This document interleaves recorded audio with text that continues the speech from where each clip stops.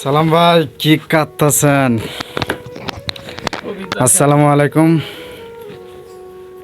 আশা করি আপনারা সবাই ভালো আছেন।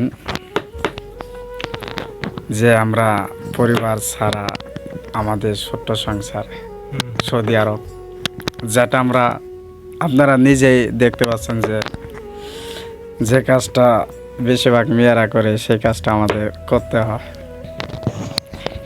সৌদি আরব প্রত্যেক প্রবাসী ভাইদের এটাই কষ্ট বলতে যে পাক করে খাওয়া, এটাই বেশিরভাগ কষ্ট, ঠিক না সালাম ভাই? মদির হ্যাঁ ভাই, যে এটা যে কি কষ্ট একমাত্র যারা প্রবাসী থাকে তারাই বলতে পারবে। আর যারা প্রবাসী বলতে যারা থাকে না তারা বলতে পারবে না, কারণ সবচেয়ে একটা অনেক কষ্ট ব্যাপার। একমাত্র যারা প্রবাসী পরিবার ছাড়া থাকে পৃথিবীতে যে কোনো কান্ট্রি, তারা বলতে পারবে যে পরিবার দূরে থাকা যে কি কষ্ট।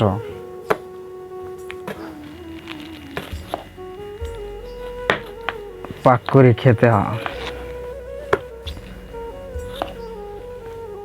এখন যে আমরা এই যে কিছু বলবেন আপনি বলেন, কষ্ট সালাম ভাই কিছু বলবে। আগে তারাইলাম না এই কষ্ট জানলাম নি যে পরিবার ছাড়া এরকম খাইতে বেড়ে খানা কি সত্যি আপনি আসতেন না? সত্যি হ্যাঁ, এবার কষ্ট মনে কেরাইতো। এটা কি আপনি জানেন না প্রথমবারের জন্য? হ্যাঁ হ্যাঁ হ্যাঁ, আপনি কি জানেন যে ভাবির মতন পাক করে খাওয়াবে? হ্যাঁ, এইভাবেই এই সৌদি যাইছেন, সৌদি আরব।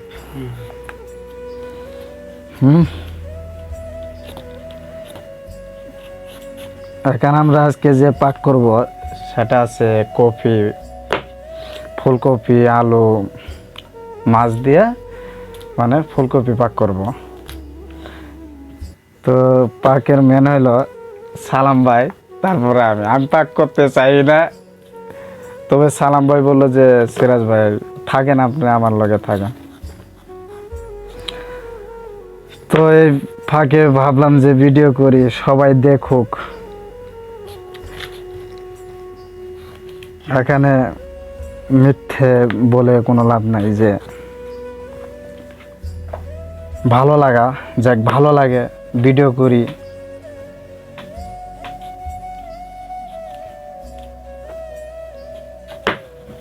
কোনো কাজে আড্ডা না মারাছে, পজিটিভ কাজে আড্ডা মারাই ভালো। তো এই ভেবে ভিডিও করলাম। তো সালাম ভাই, আপনি কি কষ্ট যে এই যে পাক করতেছেন সেটা কি একটু বলেন? কেন এটা কি জানতেন না? এটা কি আপনি জানেন না?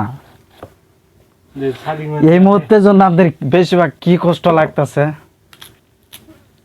কষ্ট আমার এই মুহূর্তের জন্য এডি পাক করা। কষ্ট। সে চাইছিল যে